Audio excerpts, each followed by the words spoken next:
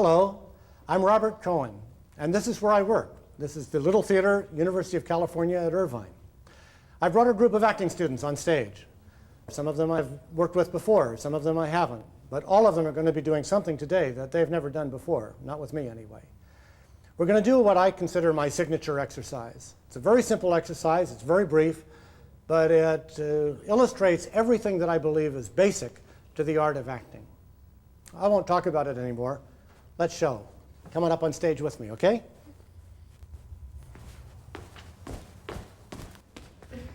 Hi, good morning, everybody. Good morning. Good. I'd like you to just spread out a little bit across the room and give yourself some space. And I'd like you to face the front of the room. Face the light booth back there, would you please?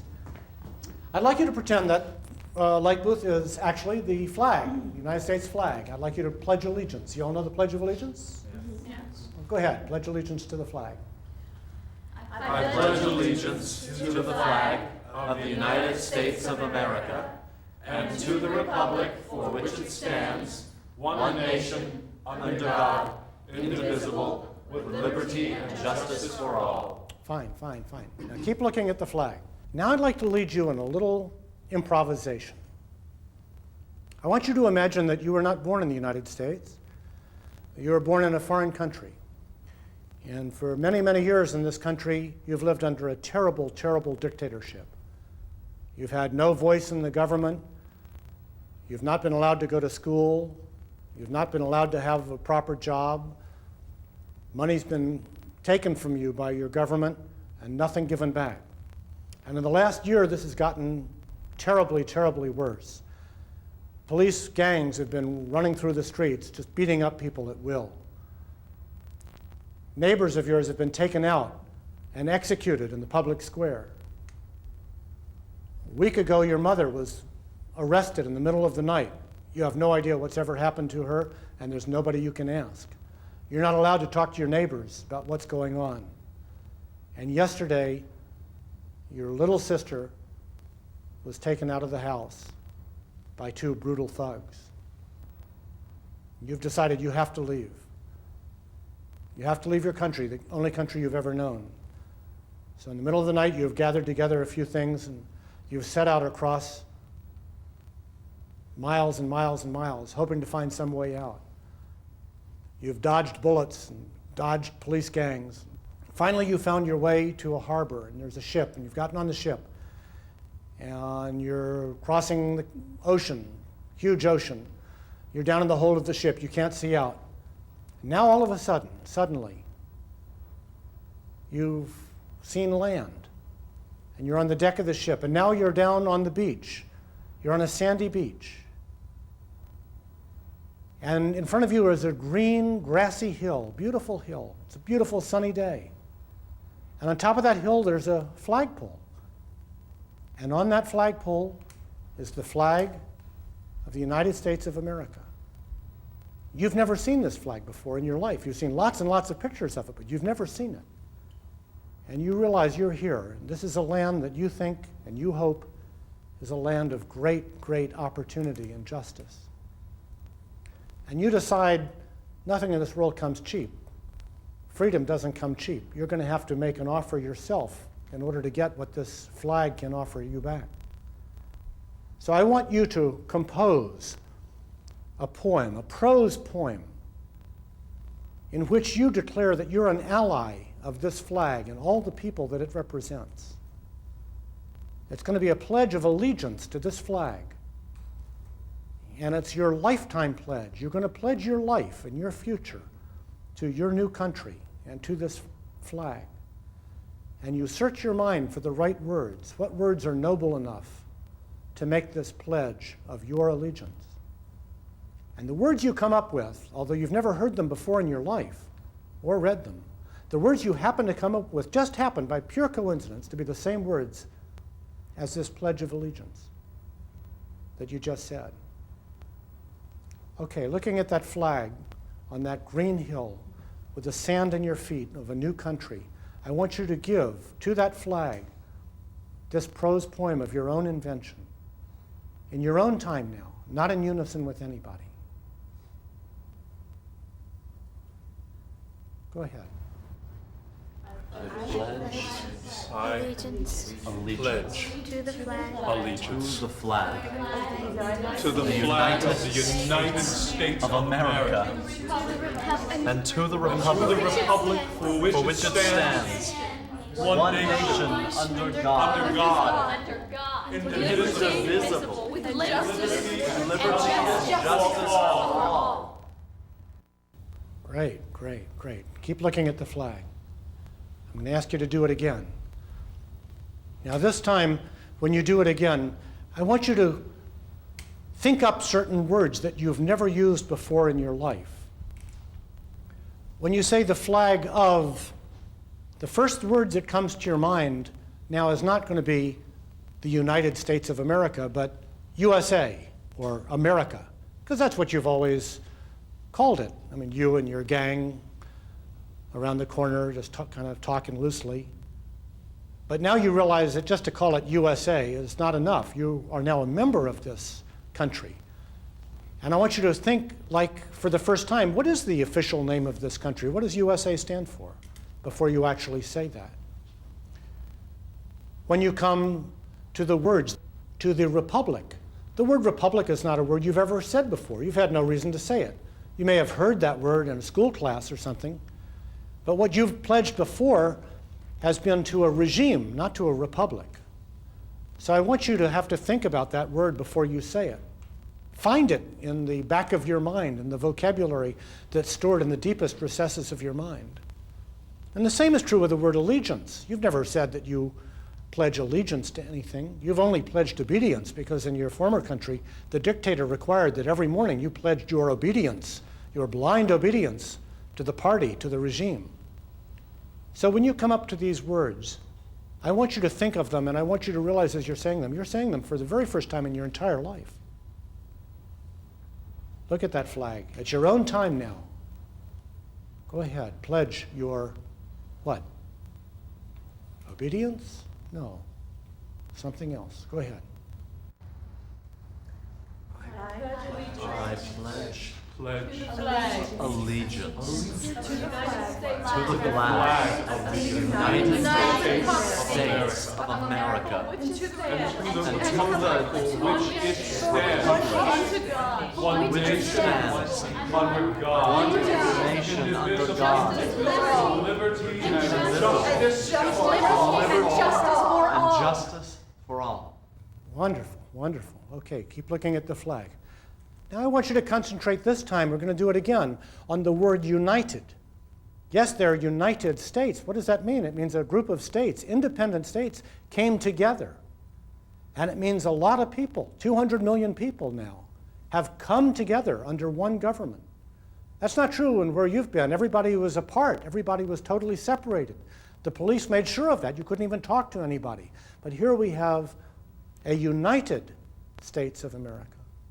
And when you say that word united, I want you to think for the first time now since we started this, of the people standing next to you. Think of them now. Don't look at them, but think of them. There are people in this room all around you. I should say there are people on this beach all around you. And they've come from many, many different countries, but they've all come to this same shore. So when you say united, I want you to start listening to them for the very first time.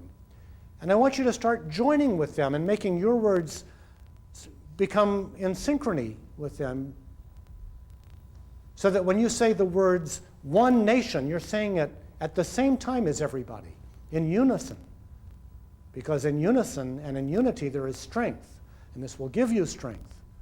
So you discover that you're united with these people on the word united, and you join with them on one nation, and when you say the word indivisible, which means undividable, you let everybody in this room on this beach know, while looking at the flag, you will not be divided from them. Nobody can divide you anymore from the persons standing next to you. This is your new family, and it's indivisible, and you're going to work to keep it indivisible. Okay? Start on your own time, but come into unison on the words one nation. Go ahead. I pledge allegiance allegiance to the flag flag of the United States of America and to the republic for which it stands, one nation, under God, indivisible, with liberty and justice for all. Great, great, great. Now take a step forward and kneel down. And with one hand, the hand that you would throw with if you were to throw anything, I want you to pick up a handful of sand. This is sand from the United States of America. These little grains of sand are united in the United States of America's soil, and it's now part of you. If there were only a way you could bring this sand back to those loved ones that you've left behind you, if there's only one way you can send a message to your little sister that you and your new friends and your new allies are going to come and rescue her, that would be wonderful, wouldn't it? So this time when you give the Pledge of Allegiance, do it just the way you've been doing it. And come into unison on the words one nation and indivisible. But this time, when you come to the words with liberty and justice, I want you to turn around and face the ocean that you just crossed. And when you say the words for all, I want you to throw this sand. Look at the sand now. I want you to throw this sand and your words for all the way across the ocean, so that it rains like little angel wings onto your little sister and all of your friends and family and loved ones back home, as a signal to let them know that you've arrived across the ocean and you have new allies and new strength now, and you will be coming back to save them. Slowly rise.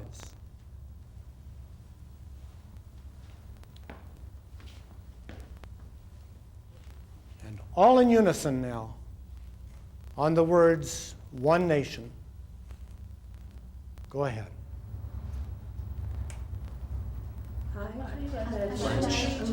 Pledge allegiance to the flag of the United States of America and to the and to the republic for which it stands, one nation, under God, indivisible, with liberty and justice for all.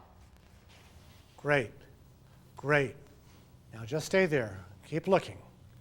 We're going to do it one more time, but this time we're only going to do the last words, with liberty and justice for all.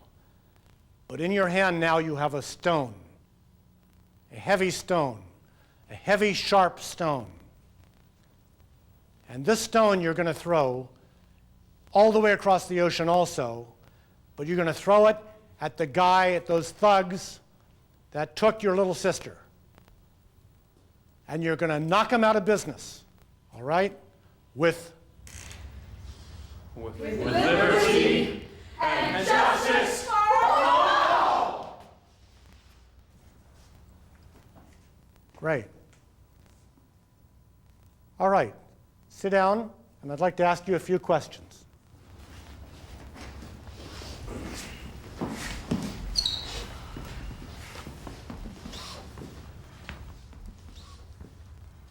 Well, so I want to ask you the very first question is the fundamental question. What changed between the first time that you did the Pledge of Allegiance today and the last time? Did anything change? Yeah, a lot changed, didn't it? Okay, what changed? Just my emotional involvement. The first time I just felt like I didn't really feel anything. Yeah. And by the time we got to the end, I was totally invested. I totally believed. I was moved. So you felt moved, and your emotions were fluid and flying, and did the rest of you feel that way? Yes. Yeah, okay. Good. So what else was different? Well, the last time I felt like I really knew what I was saying. The first time I wasn't paying attention to these words that I'm used to saying every day at the beginning of the day at school, but the last time I really listened to what I was saying and understood how powerful these words were. Great, great. Does the rest of you feel the same way?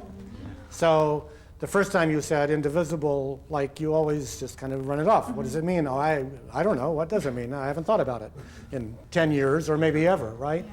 But this time it had clear, precise meaning for you, didn't Yes. it?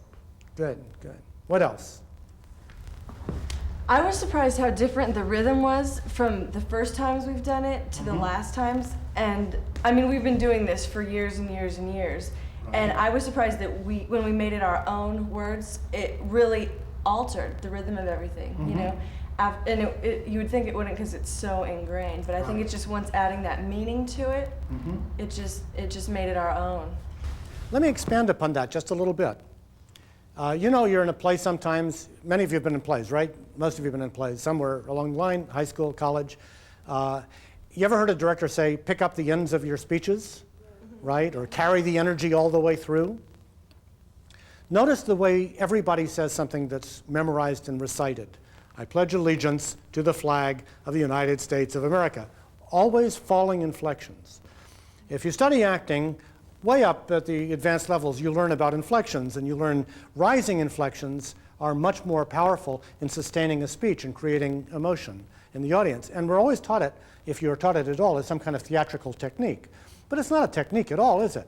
It's a natural pattern when you really mean what you're saying and are trying to communicate something. So what you're saying about patterns, you're absolutely right. The patterns are much more lively. Notice the patterns in this pledge. I pledge allegiance to the flag of something important, the United States of America. Now that's not, I pledge allegiance to the flag. Sometimes I call falling inflections laundry list acting. Somebody says, what, as I remember when someone said, what do you have on your laundry list? I had to recite it off. It says, 2 pair of socks and 3 shirts and 2 pair of trousers. Always falling inflections, because just reading something off. All too often acting that we see is just reading off lines. Nobody knows it at the time. They don't think that's what they're doing. But it's because they have not invested either the emotion that you talked of, the intellectuality, or the meanings that you talked of, and it comes out in something as technical as vocal patterns. So what else? Yes?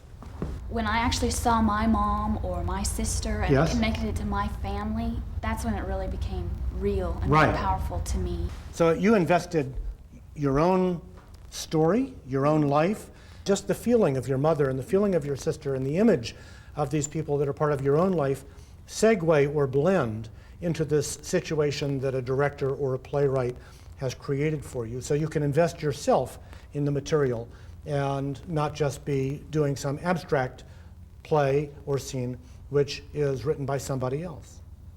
What else? But of all those different factors, you have to think of every word. And so it's not just one pattern or it's just like everybody had a different pattern because we were thinking of every phrase, every word was something different, and everything meant something different to all of us. And when you include all of that, we all have a different perspective on this thing that we call the Pledge of Allegiance. And having done this so many times, it was amazing to me for it to move me, you know, the final time, each word having to fight for my family and my friends and myself. So even though this is given in unison, it's very individual, isn't it? And that's another great thing about acting. Great performances are very individual. There's one character of Hamlet that Shakespeare drew, but there are thousands of characters of Hamlet that different actors and actresses have played. And in that brilliance of drama, you have the one thing that is set, that is contrived, that is written before you ever got to it, just like Hamlet is, and just like the Pledge of Allegiance was, both written before our lifetimes began, and yet we can make our own personal selves part of them, and then acting, which is a live art, is the junction of something that comes from the past, even if it's just 2 weeks ago, in the case of an original play, or 400 years ago in case of a Shakespeare play. It comes from the past, and ourselves, which are immediate and in the present. How about communication? Stanislavski used the word communion to describe the relationship among actors. Did you feel that was heightened between the first time and the last time? Yes? As individual as the experience was to me, Yes. it was far more heightened. Saying it with, I mean, I could feel like everybody, we were all fighting for the same thing. We were all throwing the rock or all throwing the sand at the same time. You could definitely feel an attachment with the other people, and that made it all the more believable to me. Did you feel like you were listening to other people with purpose? Oh, yes. Not just listening because somebody told you to listen, but listening because you had to know what was going on in their minds too. Yes. Did you all feel that way? So you're sharing, and that's what real communion on stage is. It's not just I'm listening to you and sending off the signals that I'm listening, like sending off the signals that I'm sincere. It's really listening because you have to. Okay, well, I'd like to draw some conclusions from what you did today and try to bring out of it some general principles. Acting is not something you learn in a class or in a day or in a semester or in 4 years. And the great actors that I've known figure that they learn acting all of their lives. But everybody agrees that there's some basics in acting. And I think 4 of them I can identify today on the basis of what you did in this exercise. And I'd like to feel that by the time we finish, you'd feel all 4 of these kind of in your bones and not just in your heads. The very first basic in acting is to find what a character's goal is and to identify it. A character's goal is what ties you to the character. If you're playing Romeo, you're not just trying to show us what Romeo is like, you're trying to make Juliet fall in love with you. That's your goal. That's the goal of Romeo. And that's how Robert Cohen can become Romeo, or John Marino can become Romeo, by identifying with that goal, by making it your goal. Now, in the exercise today, what's your goal? Your goal is you've traveled from this terrible country to a wonderful country, or you think it's a wonderful country, or you hope it's a wonderful country. Your goal is to survive. Your goal is to thrive. Your goal is to stand up and be able to talk, which you couldn't do in your previous country. Whatever you imagine, this is going to be what your goal is. The goal is so important in the theater. Other people call it by different names. Some people call it the objective of the character, or the intention of the character, or the victory that the character seeks. But all living, breathing people have goals. We all have goals. You have goals. Your characters have goals. And by identifying a goal of the character and really trying to win that goal, even if it's not perfectly stated in the script, as it isn't in the Pledge of Allegiance, that's the way you make the character and yourself the same person. It's the way you identify with it and fill that role with your own kind of energy and your own kind of excitement and your own kind of enthusiasm. And the second thing, and I believe this very much myself, that's basic to acting is never something you can do simply by yourself. Oratory you can do by yourself. Recitation you can do by yourself. You can recite the sonnets, or you can recite a poem or a ballad, and you can recite it to the ocean if you wanted to. But acting, all acting that we really see in the theater or in films today is interacting with other people. There are always other people. There are people who are your acting partners. If you're Romeo, your goal is not to be in love, it's to be in love with Juliet, which means to make Juliet fall in love with you, and to make Juliet want to marry you, to want to make love to you. All of these things are deeply ingrained in the idea of a goal. It's a goal that you win with, through, and with the help of other people. Now, in this exercise today, the difference between the first time and the last time is there are other people in your minds, not just you yourself. First of all, there's the flag. Now, the flag is not a person, it's just a flag. But behind that flag and the republic for which it stands are what? People, 200 million Americans. And then there are other people that come into this exercise and make it stronger and stronger as you go along, aren't there? They're the people next to you, your acting partners now, your shipmates. And you didn't know them before, just like a cast of a play. You may not know the people in the play. But you're getting to know them as you talk. And you are listening to them. You're not just listening to them because your acting instructor says, oh, acting, you must listen. You're listening to them because it's part of your goal. If you're going to be at one, if you're going to pledge allegiance with people, you need to listen to them and know who they are. So you start listening to them. And then you start sharing with them. And when you say indivisible, you're not just making a statement of indivisibility. You are telling other people, I am indivisible with you, and I want you to be indivisible with me. So it becomes interactive with other people. And then what did I do in helping you with the situation? I added other people beyond this room. I added people across the ocean, relatives that you could throw your sand at and shower with your love and your gratitude and your support. And then I added, didn't I, the dictator, the murderers, the brutes, and you could interact with them by putting them out of business. You could threaten them, and you could encourage your family members that you left behind. So there were realms of people all around you in this exercise the last time. And that is what brings this power and this emotion, this feeling, and the sharpness, the intellectuality of your words to come to fruition in this exercise. Then the third basic that I would like to bring to your attention is the whole world of tactics. Tactics are the way we achieve what we want to achieve. There are tactics in baseball, there are tactics in chess, there are tactics in romance. We might not like to acknowledge it, but there are. There are tactics in throwing a party. There are tactics in holding a good class. Everything in life that's worth doing and is worth gaining requires some kind of strategy, some kind of tactics. Now, even though there are thousands, millions of different kinds of tactics, there are really only two categories. There are tactics that threaten, and there are tactics that invite. The usual tactics we use in daily life are tactics that invite, that encourage, sometimes even that seduce. Tactics that invite, let me describe, let's say there's a little boy, Johnny, and I say, Johnny, come here. And he doesn't come here. So I say, Johnny, come here, come here, come here. Now, I'm using an inductive tactic or an inviting tactic. I'm encouraging Johnny to come here. I lower my voice. I lower my volume. I may squat down a little bit so I'm a little less intimidating, less tall, less forceful. I open my hands.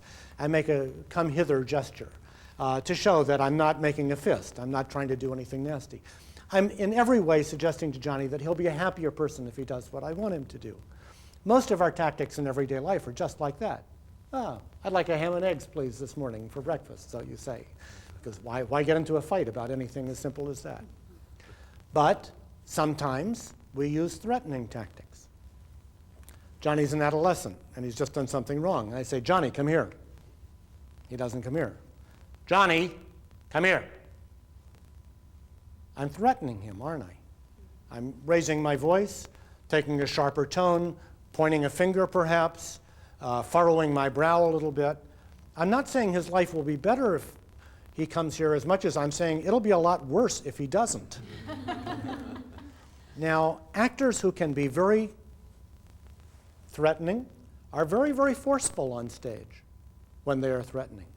And they're forceful because they threaten us too in the audience, don't they? They make us shiver a little bit. We like to watch people on stage who make us shiver a little bit. It's exciting. It gives us what the French call a frisson. Ooh, he's kind of sexy. We also like to see actors who are very inductive and encouraging. We say that the actors who are very threatening can be very, very forceful and charismatic. But the actors who can be very encouraging and inviting are very magnetic. To be a great actor, you should be very forceful when you want to be, and very magnetic when you want to be. And you should be able to go from one to the other very easily. Now, in this exercise, you were very, very inductive, weren't you? And very encouraging when you start harmonizing with other people. One nation, you say, and your voice fills out, and it encourages people to listen to you and to get the warmth of your spirit and to get the shared courage that you want to openly display with your fellow Americans, your new fellow Americans. But you can also be very threatening. And that last exercise, when I put that stone in your hand, and how did you feel towards that murderer back in your home country when you threw that stone, when you wanted to put him out of business? You were really threatening him, weren't you? And getting what you want requires, from time to time, invitation and encouragement on the one hand, force and threatening behavior on the other hand. We're not vegetables when we interact. We are active interactors with other people. Now, the last thing that I find as a basic to acting, I call expectation. If you put all the first letters of these words together, by the way, G for goal, O for other, T for tactics, and E for expectation, It doesn't exactly spell goat, but it spells what I call goat. It misspells goat. It's an easy way to remember them, however. Expectation is what gives your acting its tone, its vibrancy, and its vitality. By expectation, I mean you really expect that your sand is going to fly across the ocean, and your words will fly across the ocean and hit the people on the other side. Acting is all about trying. Very often it's about trying to do impossible things. That's why acting is a creation of the imagination and often of fantasy. People have fantastic goals in the theater. For Laura to marry Jim O'Connor, perhaps, in The Glass Menagerie by Tennessee Williams, is in the world of fantasy to her. But she tries. In her mind, she would love the idea. She is already rehearsing walking down the aisle with Jim O'Connor. We know it won't happen because we know human nature very well. And the actress playing Laura knows it won't happen because she's read the end of the play and rehearsed it.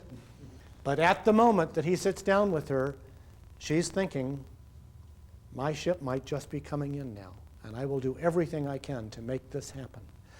And that expectation that you're going to win your goals is what not only ties you to the role, it's what ties the audience to you. That's the notion of empathy. We empathize with characters. We in the audience, we empathize with you on stage, but we don't empathize with you just because you're nice people. We don't empathize with you at all just because you suffer. We empathize with your hopes. We empathize with your dreams. We empathize with your struggle to achieve your goals. And we empathize in watching you do this exercise with your struggle to let the people back there know that you're in a better place, and to let the people here know that you're in a better place. And I'll close by saying that this is not an exercise about patriotism. It's not an exercise about the United States of America. You may have very different ideas about the United States of America than the person sitting next to you. I may have very different ideas than you've heard me say today. You don't know my ideas, and I don't know yours. This is acting, and we're acting within a fictional construct. But the idea of an expectation that the United States of America will be all of the things that we hope and dream that it could be, that we hope and dream it could have liberty and justice for all. That's an inspiring hope that inspires your acting.